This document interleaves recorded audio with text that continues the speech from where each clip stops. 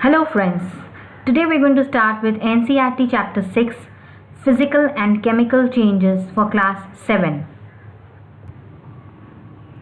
Every day we come across many changes in our surroundings.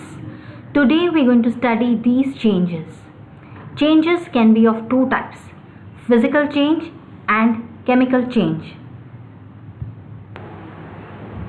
First we will discuss physical change.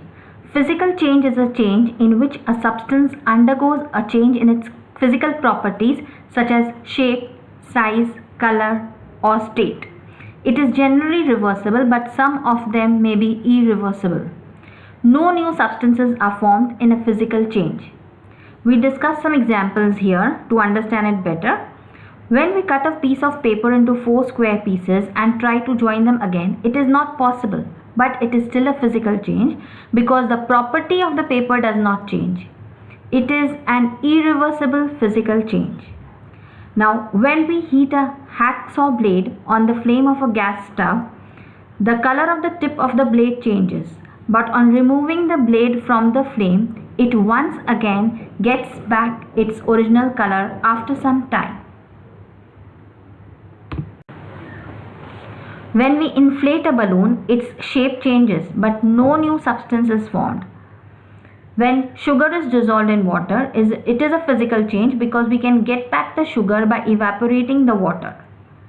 When we put water in freezer, ice is formed. Ice is the solid state of water and we can get back water when we keep ice outside. So this is again a physical change. Crystallization. It is a process by which large crystals of pure substances can be formed from their solutions. Crystals are solids in their purest form.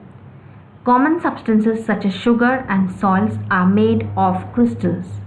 Crystallization is a physical change.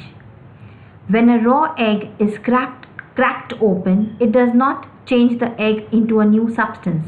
Hence, it is also a physical change. Chemical change. A change in which one or more new substances are formed is called chemical change. A chemical change is also called a chemical reaction. Heat, light, or any other radiation may be given off or absorbed during a chemical change. Sound may be produced. A change in smell may take place. A gas may be formed. Burning of any substance is a chemical change, like burning of coal, wood, etc. Burning is always accompanied by production of heat. Explosion of a firework is a chemical change. It produces heat, light, sound, and unpleasant gases that pollute the atmosphere. When food gets spoiled, it produces a foul smell. This is also a chemical change. The smell of curd differs from that of milk, so the setting of curd from milk is also a chemical change. A slice of an apple acquires a brown color if it is not consumed immediately.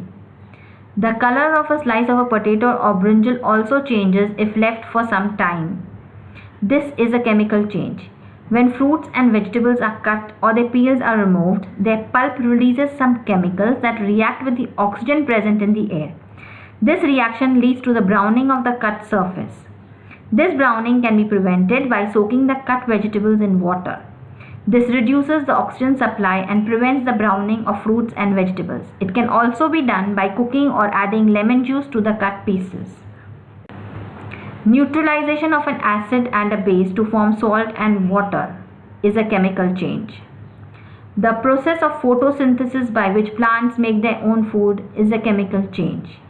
Even digestion is a chemical change. The ozone layer in our atmosphere protects us from the harmful ultraviolet rays of the sun.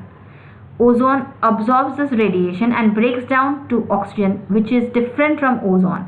So the new substance oxygen is formed. So this is a chemical change. Here we're going to discuss some differences between physical change and chemical change. In physical change, no new substance is formed, while in a chemical change, one or more new substances are formed that have totally different properties than the original reactants. Physical change is usually temporary and reversible, while a chemical change is usually permanent and irreversible in nature.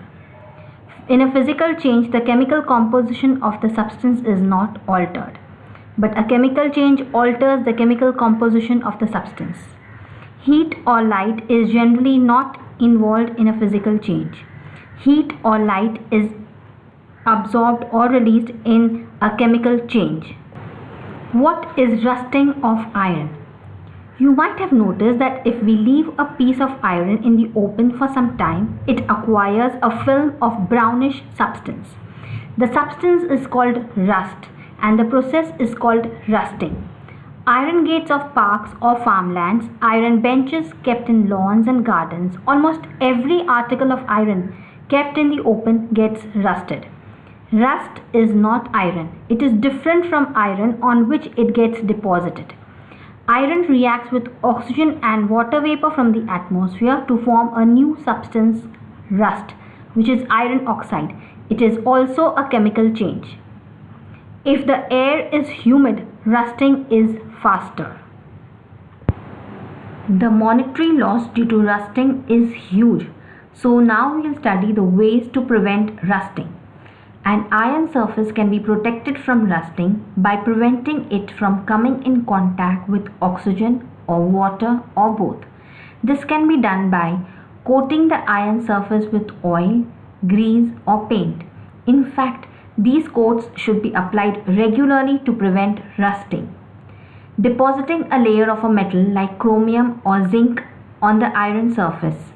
The process of depositing a layer of zinc on iron is called galvanization. The iron pipes we use in our homes to carry water are galvanized to prevent rusting. Forming alloys of iron by chemically combining it with certain other metals or non-metals which do not gather rust.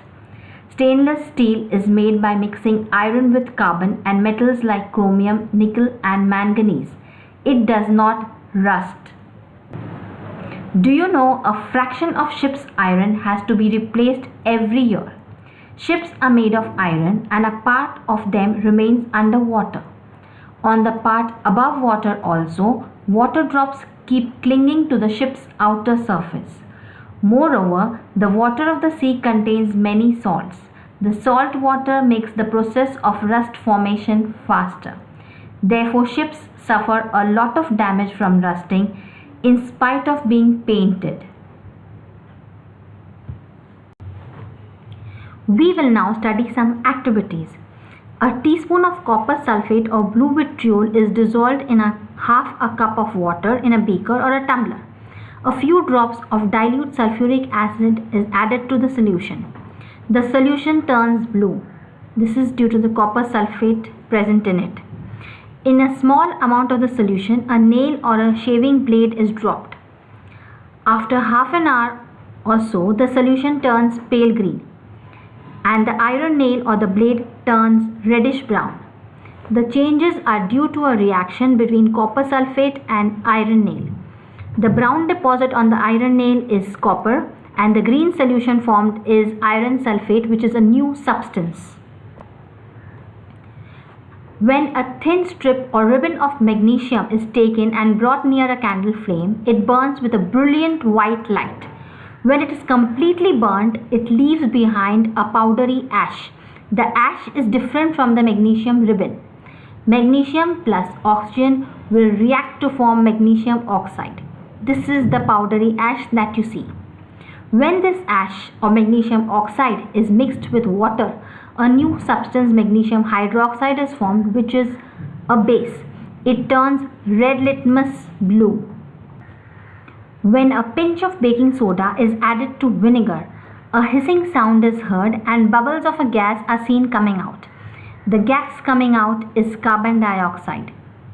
I have given you the equation for the above reaction.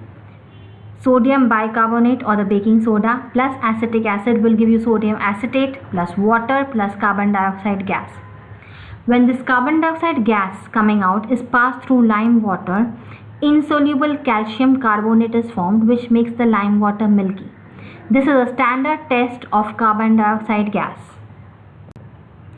When excess carbon dioxide gas is passed through lime water, the milkiness of lime water disappears and it again becomes clear. This is due to the formation of soluble calcium bicarbonate. Thank you for watching the video. If it is of any help to you, please like the video.